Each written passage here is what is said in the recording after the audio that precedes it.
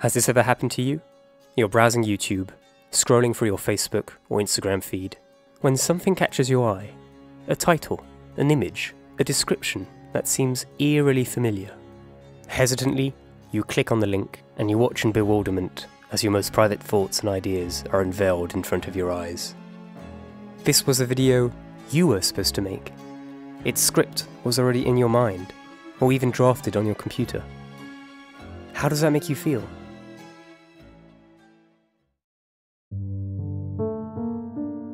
In his enigmatically titled Why I Have Not Written Any of My Books, Marcel Benabou describes this feeling of dread and discouragement that consumes him when coming across certain books.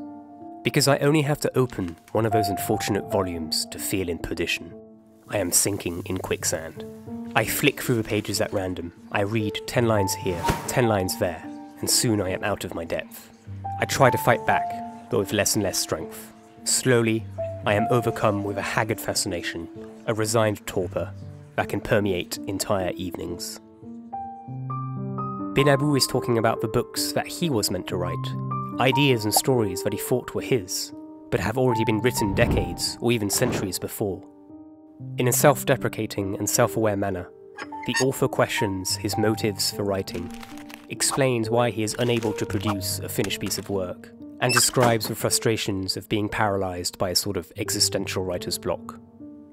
400 years before, Michel de Montaigne shares a similar sentiment, and taken upon me to write indifferently of whatever comes into my head, and therein making use of nothing but my own proper and natural means, if it befall me, as oft-time it does, accidentally to meet in any good author, the same heads and commonplaces upon which I have attempted to write, to see myself so weak and so forlorn, so heavy and so flat, in comparison of those better writers, I at once pity or despise myself. You've heard it all before. Originality is dead. Everything's a remix. There's nothing new under the sun. As a creative, it's almost a rite of passage having to accept that 99% of your work is a copy, an imitation, a derivative of what's come before.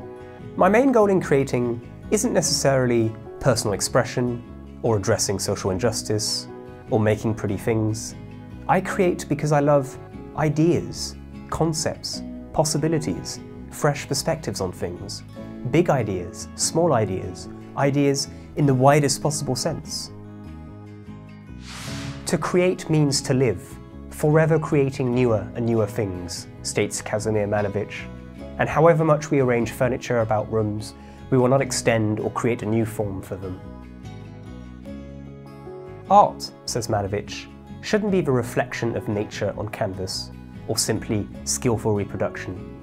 Artists should use nature as a quarry of raw materials to create forms that have nothing in common with nature. We ourselves draw from a quarry of raw materials which includes our experiences, our memories, places we've been to, people we've met, but also existing content such as books, essays, poems, paintings, films, TV shows, documentaries, music, podcasts. The moment two unrelated ideas collide to form a new one is always an exhilarating and incredible experience for me. The inception of an idea might be my favourite part of the creative process. The best ideas, in my opinion, are the ones you come up with independently, or so you think, because now more than ever, thanks to the internet, it's easy to accidentally or intentionally stumble upon the very idea that you thought was yours. It's frustrating, it's discouraging. Why bother if it's been done before? Why bother if it isn't new? I sometimes feel like the detective in a crime novel, chasing a killer that anticipates my every move, that perpetually outsmarts me.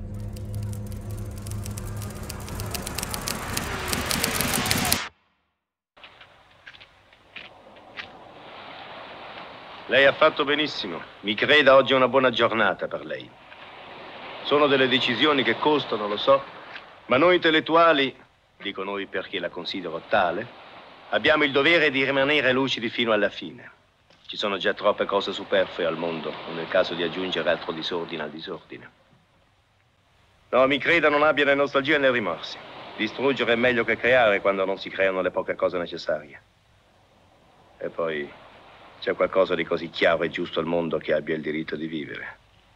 Siamo soffocati dalle parole, dalle immagini, dai suoni che non hanno ragione di vita, che vengono dal vuoto e vanno verso il vuoto. A un artista veramente degno di questo nome non bisognerebbe chiedere che quest'atto di lealtà, educarsi al silenzio. In 2010, Google estimated that 129 million books have been published. There exists 500,000 feature films. There are 50 million songs on Spotify. Every minute, 500 hours of video are uploaded to YouTube. What can literature possibly be in the digital age? In an age where there's just, machines are churning out more words than can ever be read. Now, I think that writers, all of you, you try too hard. I say that you need not try so hard. You need to just make better selections about what you are taking. I've written 10 books of poetry and I haven't written a word of them. The American poet Kenneth Goldsmith advocates the idea of uncreative writing. He states that creation and invention are obsolete, and that the new writer should be collecting and organizing existing information. We should be transcribing, copying, plagiarizing, cutting and pasting. Not creating, but curating. There's something about cutting and pasting that I like conceptually, and I believe in the future generations will be able to simply cut and paste and claim it as their own. Let me give you a very simplified explanation on how art has evolved traditionally. A group of artists come together. They share common beliefs, reject the status quo, and strive to create something different.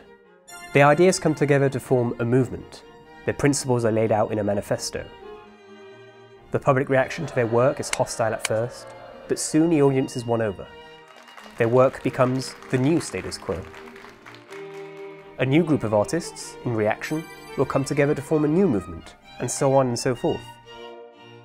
It seems that artists, therefore, are almost expected to reject the norm.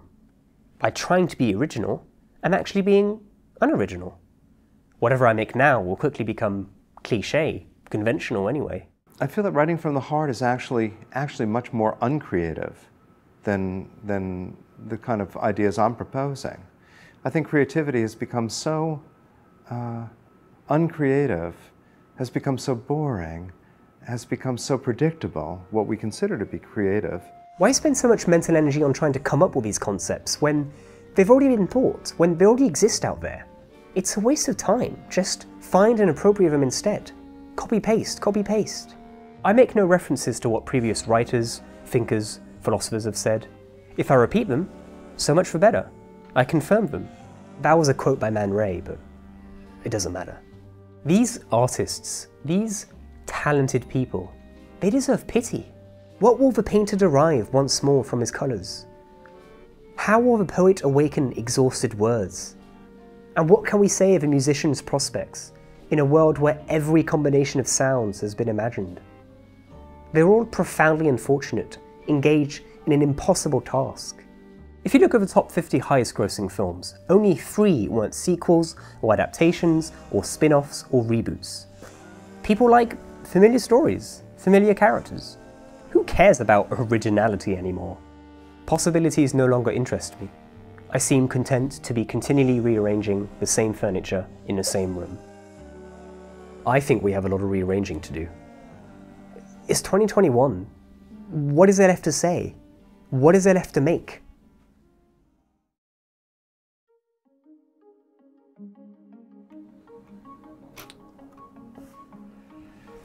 When I'm working on a creative project, whether it's a video or a script or an essay, I tend to jump between 2 mindsets. One day I think I'm a genius, that I'm working on a masterpiece. I have full belief in myself. The next day, the illusion crumbles. I start to question my work, my abilities, my inspiration. Thought, said André Breton, can only oscillate between the consciousness of its perfect autonomy and its narrow dependence. Some days we feel completely independent and powerful. Other days, we feel completely dependent and powerless. Coming across an idea that you thought was yours can also bring about contradictory emotions. I can feel jealous, enraged, discouraged, but also humbled, gratified, encouraged. Returning to Montaigne and his thoughts on this very matter, he continues, "Yet do I please myself with this, that my opinions have often the honour and good fortune to jump with theirs, and I go in the same path, though at a very great distance, and can say, ah, that is so. And in plain truth, a man had need of a good strong back to keep pace with these people. Montaigne was feeling insecure about his writing more than 400 years ago. Can you imagine how much literature has been produced since? Every writer, thinker, artist has had to keep up the pace with their predecessors, their idols, the people who have inspired them. The act of creating requires a good strong back. It requires resilience, dedication, endurance. Even more so today, when there's never been so much content, so many creators, so many ideas. You're going to come across someone with the exact same idea as you, again and again and again. But like Sisyphus, you've got to be happy with starting over on another idea, and then another idea, and then another idea. Another idea, another idea, another idea, another idea, another idea. Your ideas will never be unique. When I read Montaigne for the first time, I was surprised by how many thoughts and ideas we had in common. And I'm not the only one. Ralph Waldo Emerson said of Montaigne's essays, "It seemed to me as if I had myself written the book, in some former life, so sincerely it spoke to my thought and experience." Gustave Flaubert kept a copy of the essays on his bedside table, and in a letter to his friend he writes, "It's remarkable how I am full of that man." And Eric Hoffer is subjected to Will Ferrell's fate in Stranger Than Fiction. He was writing about me. He knew my innermost thoughts. What? What? Hey! Hello?